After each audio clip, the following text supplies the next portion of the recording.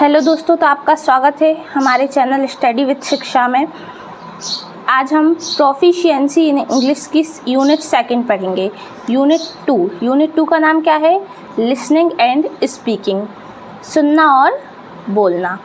तो पहले हम इसके ब्लूप्रिंट की बात करें तो फर्स्ट ईयर में इस यूनिट से 4 मार्क्स के क्वेश्चन आते हैं। 4 मार्क्स की ये यूनिट है, ये समझ लीजिए। उसके बाद 2 MCQ आते हैं, 1-1 मार्क्स के 2 MCQ, और एक क्वेश्चन आता है 2 मार्क्स का, जो अपन को 30 वर्ड्स में लिखना होता है। तो हम फर्स्ट क्वेश्चन की बात करते हैं। फर्स्ट क्वेश्चन क्या है? What is listening. अब चैप्टर का नाम ही लिसनिंग है, तो लिसनिंग से तो क्वेश्चन आएगा ही। तो ये बहुत इंपॉर्टेंट क्वेश्चन है कि सुनना क्या होता है। तो आप सोचेंगे सुनना क्या होता है, ऐसे ही अपन सुनते हैं। तो सुनना होता है किसी भी ध्वनि को ध्यानपूर्वक सुनना, जैसे कि मैं बोल रही हूँ, आप सुन रहे हैं, इसे बोलते हैं लिसनिंग। तो इसकी डेफिनेशन अपन कैसे लिखेंगे? To pay attention to any sound और एक्शन, किसी भी एक्शन और ध्वनि पर, साउंड पर ध्यान केंद्रित करने को ही लिसनिंग बोलते हैं। It's called listening. तो लिखेंगे to pay attention to any sound और एक्शन इज कॉल्ड लिसनिंग। तो लिसनिंग के 2 प्रकार होते हैं। टाइप ऑफ लिसनिंग, सुनने के प्रकार। तो 2 प्रकार की होती है लिसनिंग, एक्सटेंसिव लिसनिंग और इंटेंसिव लिसनिंग।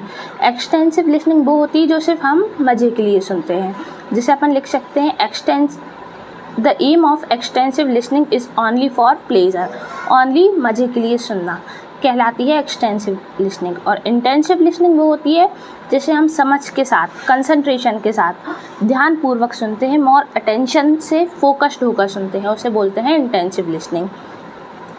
इसे अपन फोकस्ड लिसनिंग भी कह सकते हैं। इंटेंसिव लिसनिंग को फोकस्ड लिसनिंग भी कह सकते हैं, और एक्सटेंसिव लिसनिंग को क्या बोलते हैं? एक्सटेंसिव लिसनिंग को कैजुअल लिसनिंग भी बोल सकते हैं। ओके, यहाँ तक क्लियर है आप सभी को? तो एक्सटेंसिव लिसनिंग को कैजुअल लिसनिंग भी बोलते हैं, और इंटेंसिव लिसनिंग को फोकस्ड लिसनिंग भी बोलते हैं।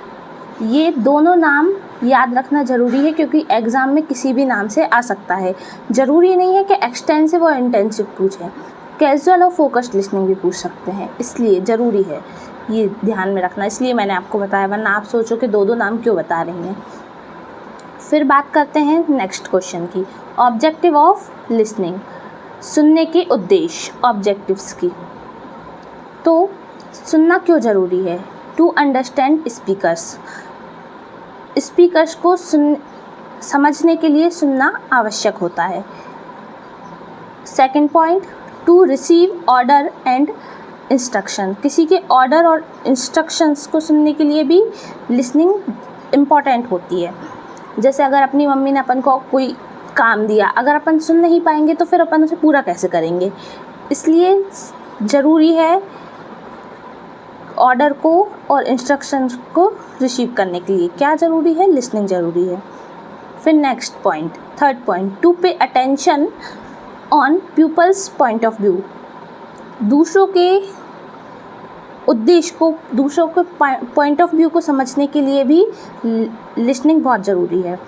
To ease with all kind of speech, हर तरह की भाषा को, हर तरह की स्पीच को समझने के लिए भी लिसनिंग ज़रूरी है। जैसे कि अपन टीचर बन जाएंगे, इसके बाद अपन टीचर बनेंगे, तो हर बच्चे की भाषा को, हर बच्चे की बात को समझने के लिए लिसनिंग बहुत इम्पॉर्टेंट होती है, इसलिए हमको सुनना आवश्यक है। तो ये अपन 4 पॉइंट, अगर 2 मार्क्स के क्वेश्चन में ये 4 पॉइंट लिख देंगे तो अपन को 2 मार्क्स तो वैसे ही मिल जाएंगे। इस यूनिट से फर्स्ट ईयर के लिए 2 मार्क्स का क्वेश्चन आता है, तो ऐसे अपन इसे लिख सकते हैं। तो अपन आते हैं नेक्स्ट क्वेश्चन पे। नेक्स्ट क्वेश्चन क्या है? What is role play. Role play क्या है? तो रोल प्ले किसी भी व्यक्ति का पात्र का अभिनय करना, यही रोल प्ले कहलाता है। जैसे कि अपने स्कूल में ड्रामा वगैरह होता है, उसमें अपन को किसी ना किसी चीज़ का रोल दे देते हैं, तो वही चीज़ को रोल प्ले कहते हैं। तो रोल प्ले की डेफिनेशन क्या होगी? Role play is a speaking activity when you either put yourself into somebody else's shoes or put yourself in imaginary situations। तो बात करते हैं रोल प्ले की। तो रोल प्ले क्या है? तो रोल प्ले एक ड्रामा है, कहानी है, जिसमें कुछ कैरेक्टर होते हैं और हम अपने आप को उसकी स्थान पर रख देते हैं, उस जैसी एक्टिंग करते हैं, उस जैसे बोलते हैं, उस जैसे चलते हैं, उस जैसे डायलॉग बोलते हैं, तो वही सबको बोलते हैं रोल प्ले। उसी चीज़ को करना बोलते हैं रोल प्ले। ठीक है, आई बात समझ में आप लोगों को? तो अब हम बात करते हैं नेक्स्ट क्वेश्चन की। नेक्स्ट क्वेश्चन क्या है? Why use role play? Role play का यूज़ क्यों किया जाता है? तो रोल प्ले का यूज़ अपनी पढ़ाई को इंटरेस्टिंग बनाने के लिए किया जाता है। इससे अपनी पढ़ाई बहुत ज़्यादा इंटरेस्टिंग बन जाती है, मज़ेदार बन जाती है, मोटिवेटिंग बन जाती है। इससे हमें बहुत फ़ायदा होता है। जैसे कि अपनी क्लासेस में पहले क्या होता था कि रोल प्ले करवाते थे। जैसे कि कोई भी ड्रामा है तो उसमें अलग अलग पात्र रहते थे, तो उनका रोल अलग अलग स्टूडेंट्स को दे देते थे। तो तब वो बच्चे पढ़ते थे तो सभी बच्चों का ध्यान जाता था उस पर, सभी बच्चों को अच्छे से समझ में आ जाता था। तो रोल प्ले का ये लाभ है कि मतलब स्टडी को बहुत ज़्यादा इंटरेस्टिंग बना देता है रोल प्ले। तो अपन इसे कैसे लिख सकते हैं? It's fun and motivating. ये मज़ेदार और मोटिवेटिंग बना देता है। क्या? Role play.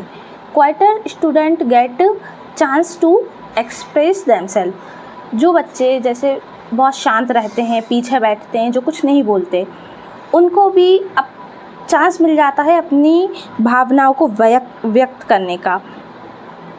Quieter student get chance to express themselves. Classroom is joined to outside the world.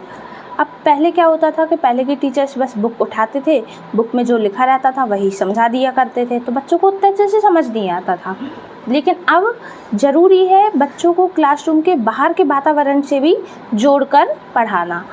Classroom is joined to outside the world. More attractive and intensive method.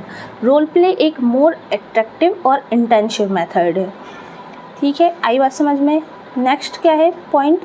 Phase of listening classes. तो listening classes के 3 phase होते हैं। Listening classes can take in 3 phases. First क्या होता है? Pre listening, second the while listening और third the post listening. ये 3 phase होते हैं लिसनिंग क्लासेस के। ठीक है, तो आज की क्लास हम यहीं पर ख़त्म करते हैं। इसके बाद हम पढ़ेंगे नेक्स्ट क्लास में। अब अपने एग्ज़ाम बस आने वाले हैं। डीएलएड के एग्ज़ाम 22 मई से स्टार्ट हो रहे हैं, तो मैं आपको छोटी छोटी वीडियोज़ में आपको समझा दूँगी जिससे आपका ज़्यादा टाइम वेस्ट भी ना हो। तो अब हम नेक्स्ट क्लास में मिलते हैं। जब तक के लिए आप मेरी वीडियो को लाइक करें और मेरे चैनल को सब्सक्राइब करें ताकि सभी बच्चों तक ये पहुँच सके।